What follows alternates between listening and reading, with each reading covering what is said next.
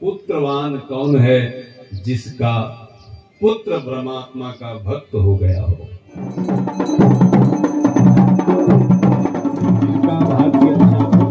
धरा पर पड़े उनका आशीष जो सारे परिवार को मिला है और दूर दूर से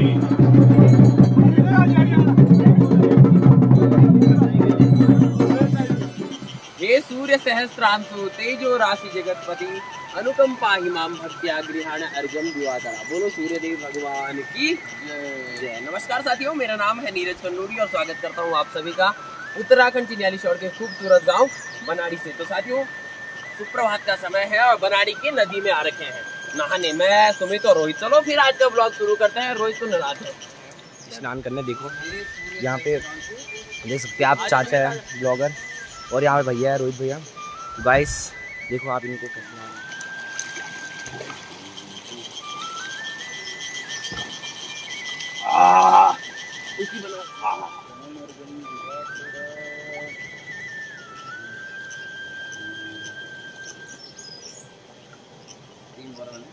बार करते हैं। तो साथियों नहा गए हैं हम तीनों। अब चलते हैं घर, थोड़ा मटर खाते हैं खेत से।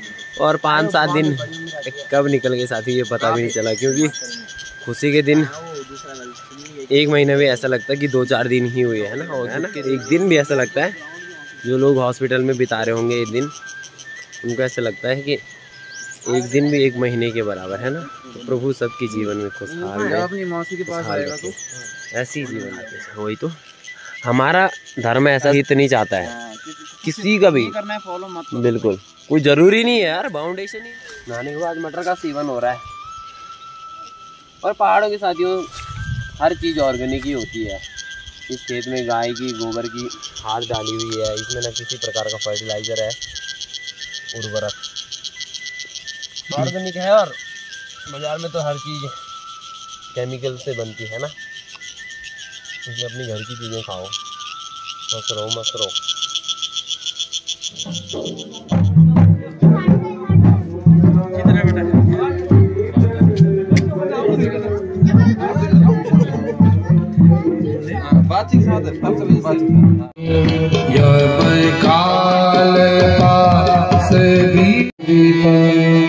गुरु ब्रह्मा गुरु विष्णु गुरुदेवो महेश्वर गुरु साक्षात् ब्रह्मा तस्मै श्री गुरुवे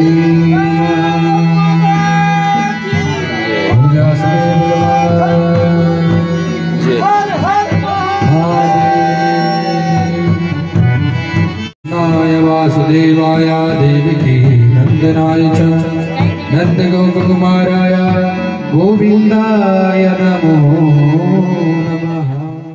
संसार में पुत्रवती युवती कौन है, पुत्रवान कौन है जिसका पुत्र परमात्मा का भक्त हो गया हो। उसको पुत्र कहने में कोई हर्ज नहीं होगा,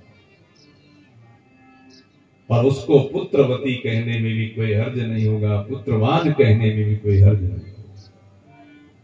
और फिर क्या कहा, जीवान छवो निगदिता सतु पाप कर्म। वो जीता जी मर चुका है जो हमेशा जन्म से लेकर मृत्यु पर्यंत केवल पाप कर्म ही करता है। पापिष्ट बन करके जो संसार में भी, जिसने सुखदेव जी के श्रीमुख से निकली भागवतामृत को थोड़ा भी पान नहीं करा, एक क्षण भी भगवान भागवत रस का पान नहीं करा, धिकतम नरम पशु समम भुविभार रूपम। ऐसे मनुष्य के लिए धिकार है, वो पशु के समान है, पृथ्वी के लिए बोझा मात्र है।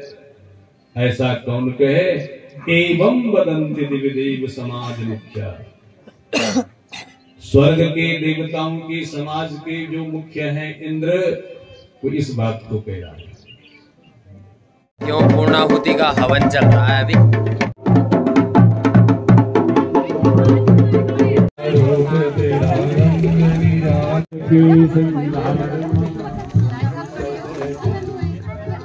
के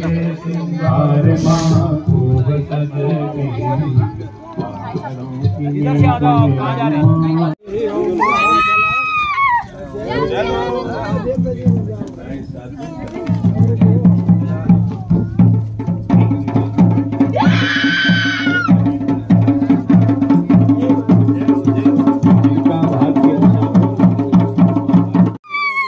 भक्ति और नारद की जो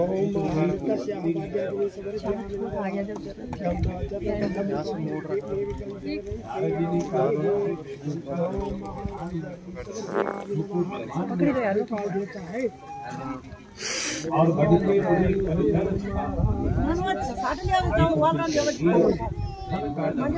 तो साथियों, अंतिम दिन की कथा है विराम की ओर। सशंक चक्रम सकिरीट कुंडलम सपीत वस्त्रम सरसीरुहिक्षणम सहार वक्षस्थल कौस्तुभ श्रियम नमामि विष्णु शीर्षा चतुर्भुज। अखिल कोटि ब्रह्मांड नायक उस दिन याद आएगा कि पाया तो सिर्फ इन 7 दिनों में जो कथा श्रवण करी और जितने अतिथियों के चरण घर पर पड़े, उनका आशीष जो सारे परिवार को मिला है और दूर दूर से सब लोग आए, ये जीवन में अगर पा लिया तो फिर और कुछ पाने की आवश्यकता नहीं। धन कम हो जाए उससे कोई फर्क नहीं पड़ने वाला, लेकिन आपने जीवन में लोग कमाए हैं, इसकी परीक्षा ऐसे समय में होती है। इसलिए सभी सज्जनों का और गांव की जितनी भी मेरी माताएं हैं, मैं जब बुलाने गया ऊपर गांव में तो उन्होंने कहा कि तुम देखना इस बार तुम्हारे यहाँ कितने लोग आते हैं। जो बुजुर्ग माता अपने घर से बाहर नहीं निकलती है, वो माता भी जब मैंने अपने घर में देखी और वो यहाँ आई तो उस दिन लगा कि मेरे पिता ने धन कमाया हो या कम कमाया हो, लेकिन मेरे पिता ने लोगों को कमाया था, मेरे पिता ने लोगों का आशीर्वाद पाया था, और उसी के बल पर जो है हम आज जो तुम्हारे सामने बोल पा रहे हैं या जो दूसरे भ्राता हैं, ये सब करने की जो सामर्थ्य हुई है, उस सब उनकी जो दुआएं हमारे लिए जो उन्होंने कमाई है। हमारा कुछ परिश्रम नहीं है कि ये नौकरी लग गया तो इसने बहुत ज्यादा कुछ परिश्रम करा होगा।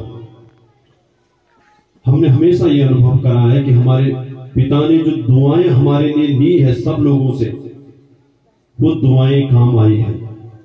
इसलिए समस्त ग्रामवासियों का, समस्त मेरी जो वृद्ध माताएं आई थी, जो बुजुर्ग जनों ने जो सहयोग दिया, उसे मैं शब्दों में नहीं बयां कर सकता कि किस प्रकार से आपका सहयोग रहा है।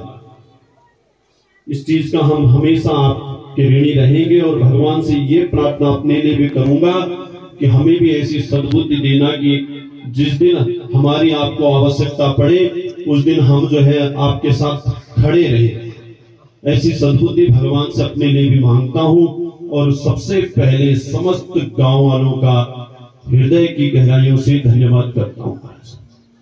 आप सब लोगों का इस चमोली परिवार की ओर से, हमारे समस्त भाई बंधुओं की तरफ से, हमारे पिता की तरफ से हार्दिक आभार, धन्यवाद।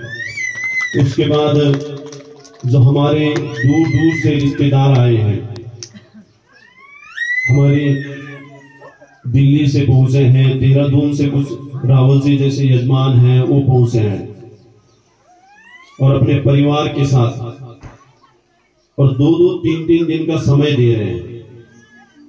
तब लगता है कि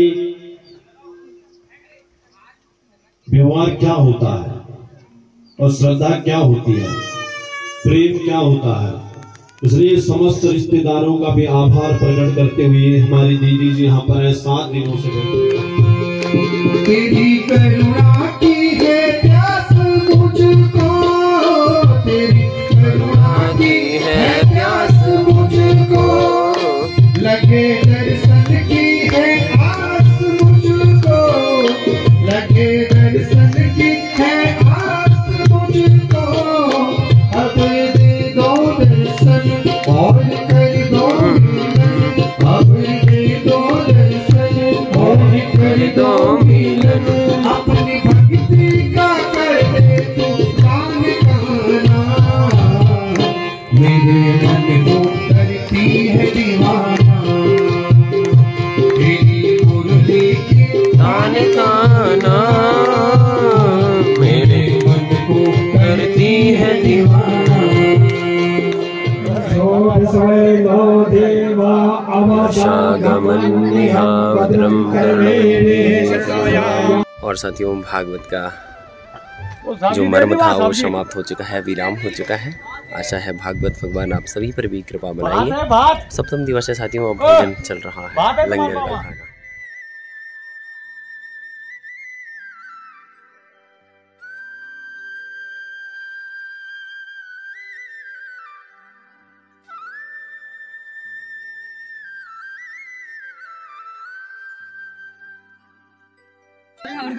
आप देख सकते हैं यहाँ पे क्या कितनी सारी औरतें हैं।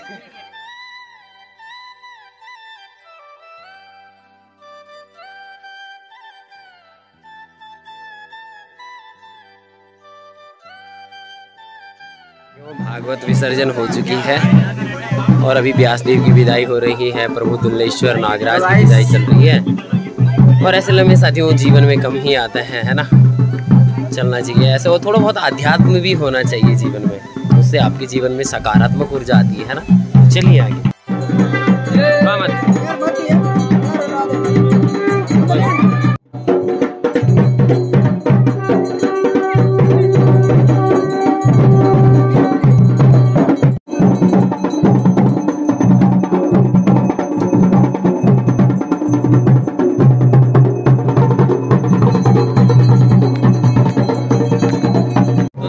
विदाई चल रही है भागवत भगवान की।